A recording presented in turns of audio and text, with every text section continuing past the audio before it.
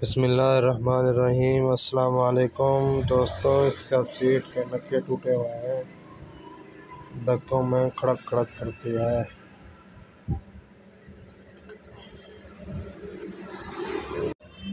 इसको हमने खोल के वेल्डिंग करनी है, गैस वेल्डिंग। मेरा चैनल सब्सक्राइब नहीं किया तो प्लीज़ कर लें।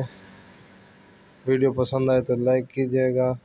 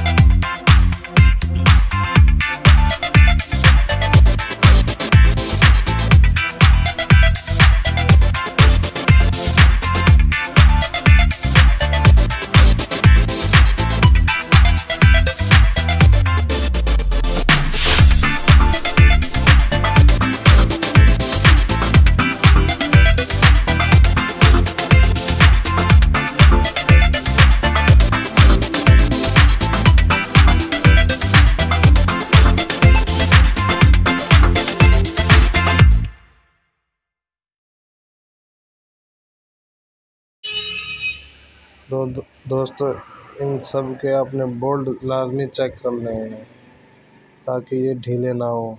इस पे ढीले हमने टाइट कर दिए हैं।